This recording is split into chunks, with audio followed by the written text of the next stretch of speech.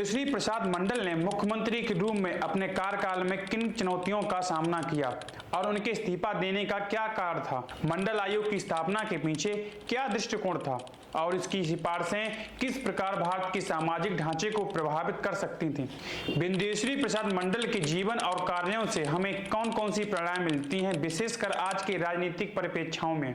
नमस्कार दोस्तों, आज हम बात करेंगे बीपी मंडल जी की। बिंदेश्वरी प्रसाद मंडल भारतीय राजनीति के एक प्रमुख स्तंभ थे, जिनका जन्म 25 अगस्त 1918 को बनारस में हुआ था। वे प्रसिद्ध अधिवक्ता और स्वतंत्रता सेनानी स्वर्गीय रासबिहारी मंडल और स्वर्गीय सीतावती मंडल के 7वें पुत्र थे। उनका बचपन बिहार के मधेपुरा के मुरहो गांव में बीता, जहां वे एक धनी यादव जमींदार परिवार में पले बढ़े। उन्होंने अपनी प्रारंभिक शिक्षा गांव के सरकारी स्कूल से प्राप्त की और फिर पटना के कॉलेज में आगे की पढ़ाई की। स्नातक की डिग्री हासिल करने के बाद वे मजिस्ट्रेट के रूप में कार्यरत हुए, लेकिन 1951 में भारतीय राष्ट्रीय कांग्रेस से जुड़कर राजनीति में कदम रखा। बाद में उन्होंने कांग्रेस छोड़कर जनता पार्टी में शामिल होने का निर्णय लिया। बिंदेश्वरी प्रसाद मंडल ने मधेपुरा से चुनाव लड़ा और 1967 से 1970 और 1977 से 1979 तक सांसद रहे। 1968 में वे बिहार के मुख्यमंत्री बने, लेकिन केवल 30 दिनों में ही उन्हें इस्तीफा देना पड़ा।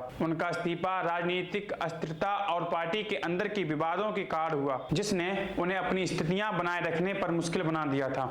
उनकी अपने उल्लेखनीय उपलब्धियां थीं। उनकी सबसे उल्लेखनीय उपलब्धि थी मंडल आयोग का गठन, जिसे 1978 में स्थापित किया गया था। इस आयोग ने सामाजिक और आर्थिक रूप से पिछड़े वर्गों के लिए आरक्षण की सिफारिश की। आयोग का मुख्य उद्देश्य भारत के सामाजिक और आर्थिक रूप से पिछड़े वर्गों के अधिकारों की रक्षा करना था, जिससे नौकरियां और शिक्षा में समानता सुनिश्चित होती है। 1990 में बीपी सिंह सरकार ने इस सिफारिश को लागू किया, जिससे देश में व्यापक विवाद उत्पन्न हुआ। मंडल आयोग की स्थापना का मुख्य उद्देश्य भारत के सामाजिक और आर्थिक रूप से पिछड़े वर्गों के अधिकारों की रक्षा करना था। आयोग ने आरक्षण की सिफारिश की, जिससे न केवल नौकरियों में अवसर बढ़ते, बल्कि शिक्षा के क्षेत्र में भी समानता सुनिश्चित होती थी। इससे समाज में पिछड़े वर्गों की स्थिति में सुधार होने की संभावना थी, जिससे समग्र विकास को बढ़ावा मिलता। बिंदेश्वरी प्रसाद मंडल के जीवन और कार्यों से यह प्रेरणा मिलती है कि एक नेता को समाज के सभी वर्गों के हितों का ध्यान रखना चाहिए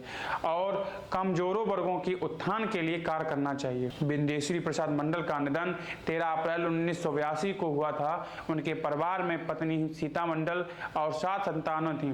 उनका राजनीतिक वंश आज भी सक्रिय है। भारत सरकार ने 2001 में उनके सम्मान में डाक टिकट जारी किया और 2007 में उनके नाम पर एक इंजीनियर कॉलेज की स्थापना की। ऐसी ही रोचक जानकारी अपडेट पाने के लिए हमारे चैनल यादव विजन को सब्सक्राइब करें, लाइक और शेयर करें। धन्यवाद।